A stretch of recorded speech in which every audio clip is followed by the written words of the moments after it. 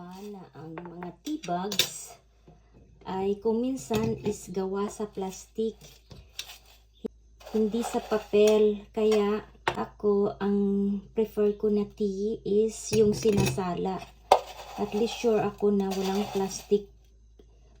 Kasi may mga microplastic siya. Ayan na yung aking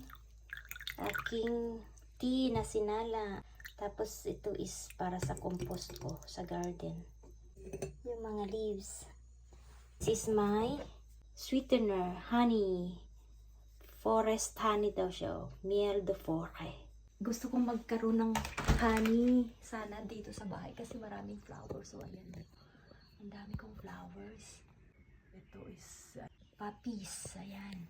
Marami din akong mga irises. At kung ano-ano pa. O mga roses. At kung ano-ano pa. Ayan. O mga bush. May bulaklak din siya. Gusto kong magkaroon ng beehive. Kaya lang, yung asawa ko may allergy siya sa sting bees. Kaya hindi pwede. Tapos na namulaklak. Kaya na yung kanyang bunga. Tapos gusto kong magmanok din. Kaya lang, marami kaming fox. Kaya hindi pwede. Baka kainin lang sila ng mga fox. Ewan ko kung anong pwede kong alagaing hayop. Kambing kaya. O kay karnero. Ang ganda siguro ng may kambing dito. O, naririnig yung mga ibon. Yan ang mga ibon dito. Maraming ibon kasi maraming puno dito. Ayan o. Ayan ang ganda. Yung flag ng kapitbahay ko. Inire-raise niya yung flag ng Switzerland.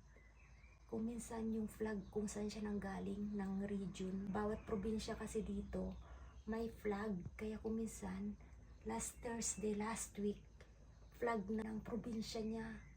Tapos ngayon is national flag ang inilagay niya.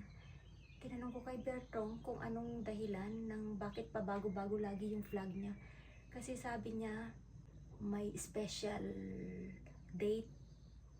Kaya inilagay niya yung flag ng kanilang probinsya. O, kanya-kanyang probinsya. Sa Pilipinas wala tayong kanya-kanyang flag, ano. Hindi kasi tayo parliamentary government. Dito is parliamentary government sila. Pili sa lang laws sa bawat probinsya. Enjoy the flowers and the singing of the birds.